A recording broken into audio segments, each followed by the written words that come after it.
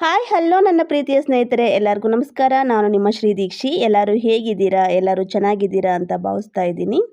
ಈ ವಿಡಿಯೋದಲ್ಲಿ ನಾನು ತೋರಿಸ್ಕೊಡ್ತಾ ಇರುವಂತಹ ರೆಸಿಪಿ ಬಂದು ಎಗ್ ರೈಸು. ಪಟ್ ಅಂತ 10 ನಿಮಿಷದಲ್ಲಿ ಪ್ರಿಪೇರ್ ಮಾಡ್ಕೋಬೋದು. ತಿನ್ನೋಕ್ಕೂ ತುಂಬ ಟೇಸ್ಟಿಯಾಗಿರುತ್ತೆ. ಇದನ್ನು ಪ್ರಿಪೇರ್ ಮಾಡ್ಕೊಳ್ಳೋಕ್ಕೂ ತುಂಬ ಟೈಮ್ ತಗೊಳ್ಳಲ್ಲ. ಇವಾಗ ಇದನ್ನು ಯಾವ ಥರ ಪ್ರಿಪೇರ್ ಮಾಡ್ಕೊಳ್ಳೋದು, ಹಾಗೆ ಇದಕ್ಕೆ ಏನೇನು ಇಂಗ್ರೀಡಿಯೆಂಟ್ಸ್ ಬೇಕು ಅಂತ ನೋಡೋಣ ಬನ್ನಿ. ಫಸ್ಟಿಗೆ ಸ್ಟವ್ ಆನ್ ಮಾಡಿಕೊಂಡು ಕಡಾಯಿ ಇಟ್ಕೊಂಡು, ಕಡಾಯಿ ಬಿಸಿಯಾದಾಗ 2 ಟೇಬಲ್ ಸ್ಪೂನಷ್ಟು ಅಡುಗೆ ಎಣ್ಣೆ ಸೇರಿಸ್ಕೊಳ್ಳೋಣ. ಎಣ್ಣೆ ಕಾದಾಗ ಸಣ್ಣಗೆ ಹಚ್ಚಿಟ್ಕೊಂಡಿರುವಂತಹ 1 ಈರುಳ್ಳಿ, 4 ಹಸಿ ಮೆಣಸಿನಕಾಯಿ, ಜಜ್ಜಿಟ್ಕೊಂಡಿರುವಂತಹ 4 ರಿಂದ 5 ಬೆಳ್ಳುಳ್ಳಿ ಎಸಳು, ಸ್ವಲ್ಪ ಕರಿಬೇವು ಸೊಪ್ಪು ಸೇರಿಸ್ಕೊಂಡು ಗ್ಯಾಸ್ ಮೀಡಿಯಂ ಫ್ಲೇಮ್ನಲ್ಲಿ ಇಟ್ಕೊಂಡು 2 ನಿಮಿಷ ಫ್ರೈ ಮಾಡ್ಕೊಳ್ಳೋಣ.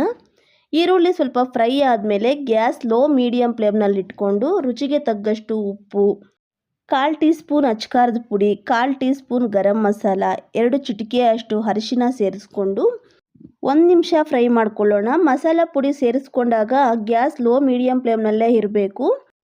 ಗ್ಯಾಸ್ ಏನಾದರೂ ಹೈ ಫ್ಲೇಮ್ನಲ್ಲಿದ್ದರೆ ನಾವು ಹಾಕಿರುವಂತಹ ಮಸಾಲೆ ಪುಡಿ ಎಲ್ಲ ಸೀದೋಗ್ಬಿಡುತ್ತೆ. ಇವಾಗ ಸಣ್ಣಗೆ ಹಚ್ಚಿಟ್ಕೊಂಡಿರುವಂತಹ ಅರ್ಧ ಹಿಡಿಯಷ್ಟು ಕೊತ್ತಂಬರಿ ಸೊಪ್ಪು ಸೇರಿಸ್ಕೊಂಡು ಚೆನ್ನಾಗಿ ಮಿಕ್ಸ್ ಮಾಡ್ಕೊಳ್ಳೋಣ. ಎಲ್ಲ ನೀಟಾಗಿ ಫ್ರೈ ಆದಮೇಲೆ ಲಾಸ್ಟಲ್ಲಿ 2 ಎಗ್ ಸೇರಿಸ್ಕೊಂಡು ಮಿಕ್ಸ್ ಮಾಡಿಕೊಂಡು ಒಂದು 3 ರಿಂದ 4 ನಿಮಿಷ ಫ್ರೈ ಮಾಡ್ಕೊಳ್ಳೋಣ. ಎಗ್ ಸೇರಿಸ್ಕೊಂಡ್ಮೇಲೆ ಗ್ಯಾಸ್ ಹೈ ಮೀಡಿಯಂ ಫ್ಲೇಮ್ನಲ್ಲಿ ಇಟ್ಕೊಂಡು ಮಿಕ್ಸ್ ಮಾಡ್ಕೊಳ್ಳೋಣ. ಇಲ್ಲಿ ನಾನು ಒಬ್ರಿಗಾಗುವಷ್ಟು ಎಗ್ ರೈಸ್ ಅಷ್ಟೇ ಪ್ರಿಪೇರ್ ಮಾಡ್ಕೊತಾ ಇರೋದು, ಅದರಿಂದ 2 ಎಗ್ ಅಷ್ಟೇ ಸೇರಿಸ್ಕೊಂಡಿದ್ದೀನಿ. ನೀವು ಬೇಕಾದರೆ ಎಕ್ಸ್ಟ್ರಾ ಎಗ್ ಸಮೇತ ಸೇರಿಸ್ಕೋಬೋದು. ಇಲ್ಲಿ ನಾನು ಕಡಿಮೆ ಕ್ವಾಂಟಿಟಿಯಲ್ಲಿ ಎಗ್ ರೈಸ್ ಪ್ರಿಪೇರ್ ಮಾಡ್ಕೊತಾ ಇರೋದ್ರಿಂದ ಎಲ್ಲ ಇಂಗ್ರೀಡಿಯೆಂಟ್ಸು ಕಡಿಮೆನೇ ತಗೊಂಡಿದ್ದೀನಿ. ನೀವು ಯಾವ ಕ್ವಾಂಟಿಟಿಯಲ್ಲಿ ಎಗ್ ರೈಸ್ ಪ್ರಿಪೇರ್ ಮಾಡ್ಕೊತೀರಾ ನೋಡಿಕೊಂಡು ಬೇಕಾಗಿರುವಂತಹ ಇಂಗ್ರೀಡಿಯೆಂಟ್ಸ್ ಸೇರಿಸ್ಕೊಳ್ಳಿ. ನೋಡಿ, ನೀವು ನೋಡ್ತಾ ಇದ್ದೀರಾ, ಎಗ್ ಸೇರಿಸ್ಕೊಂಡ್ಮೇಲೆ 3 ರಿಂದ 4 ನಿಮಿಷ ಫ್ರೈ ಮಾಡ್ಕೊಂಡಿದ್ದೀನಿ. ಎಗ್ಗು ಚೆನ್ನಾಗಿ ಫ್ರೈ ಆಗಿದೆ. ಇವಾಗ ಸ್ಟವ್ ಆಫ್ ಮಾಡಿಕೊಂಡು ನಾವು ಫಸ್ಟೇ ಪ್ರಿಪೇರ್ ಮಾಡಿಟ್ಕೊಂಡಿರುವಂತಹ ರೈಸ್ ಸೇರಿಸ್ಕೊಂಡು 1/4 ಟೀ ಸ್ಪೂನ್ ಕಾಳು ಮೆಣಸು ಪುಡಿ, 1/4 teaspoon black soya sauce, 1/4 teaspoon tomato sauce ಸೇರಿಸ್ಕೊಂಡು ಚೆನ್ನಾಗಿ ಮಿಕ್ಸ್ ಮಾಡ್ಕೊಳ್ಳೋಣ. ಇಲ್ಲಿ ಇನ್ನೊಂದು ಮುಖ್ಯವಾದ ವಿಷಯ ಏನಪ್ಪ ಅಂದರೆ, ನಾವು ರೈಸ್ ಸೇರಿಸ್ಕೊತೀವಲ್ಲ ಆ ಟೈಮಲ್ಲಿ ಗ್ಯಾಸ್ ಆಫ್ ಮಾಡ್ಕೊಂಡಿರಬೇಕು. ನಾವು ಗ್ಯಾಸ್ ಆಫ್ ಮಾಡ್ಕೊಂಡಿರ ಆನಲ್ಲೇ ಇಟ್ಕೊಂಡು ಇದೆಲ್ಲ ಸೇರಿಸ್ಕೊಂಡು ಮಿಕ್ಸ್ ಮಾಡ್ಕೊಂಡ್ರೆ ತಳ ಹಿಡಿಯೋ ಚಾನ್ಸಸ್ ಇರುತ್ತೆ. ಅದರಿಂದ ನೀಟಾಗಿ ಮಿಕ್ಸ್ ಮಾಡ್ಕೊಂಡು ಆದಮೇಲೆ ಮತ್ತೆ ಗ್ಯಾಸ್ ಆನ್ ಮಾಡಿಕೊಂಡು ಗ್ಯಾಸ್ ಮೀಡಿಯಂ ಫ್ಲೇಮ್ನಲ್ಲಿ ಇಟ್ಕೊಂಡು ರೈಸ್ ಚೆನ್ನಾಗಿ ಬಿಸಿ ಆಗೋ ತನಕನೂ ಮಿಕ್ಸ್ ಮಾಡ್ಕೊಳ್ಳೋಣ. ನೀವು ಬೇಕಾದರೆ ಈ ಟೈಮಲ್ಲಿ ಸಣ್ಣಗೆ ಹಚ್ಚಿಟ್ಕೊಂಡಿರುವಂತಹ ಸ್ವಲ್ಪ ಕೊತ್ತಂಬರಿ ಸೊಪ್ಪು ಸೇರಿಸ್ಕೋಬೋದು. ಇಲ್ಲಿ ನಾನೇನು ಸೇರಿಸ್ಕೊಂಡಿಲ್ಲ.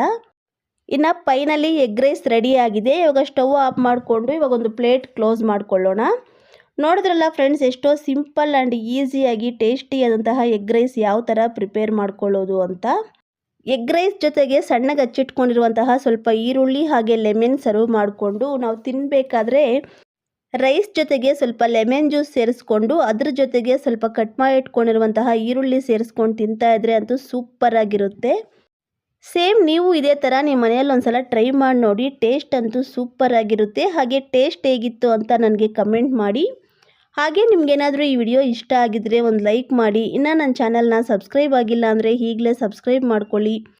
ಆದಷ್ಟು ನಿಮ್ಮ ಫ್ರೆಂಡ್ಸ್ ಜೊತೆ ಶೇರ್ ಮಾಡಿ ನನ್ನ ಚಾನಲ್ಗೆ ಸಪೋರ್ಟ್ ಮಾಡಿ. ನಾನು ಮತ್ತೊಂದು ಈಸಿ ಆ್ಯಂಡ್ ಟೇಸ್ಟಿ ರೆಸಿಪಿಯೊಂದಿಗೆ ನೆಕ್ಸ್ಟ್ ವಿಡಿಯೋದಲ್ಲಿ ಸಿಗ್ತೀನಿ ಫ್ರೆಂಡ್ಸ್. Thanks for watching.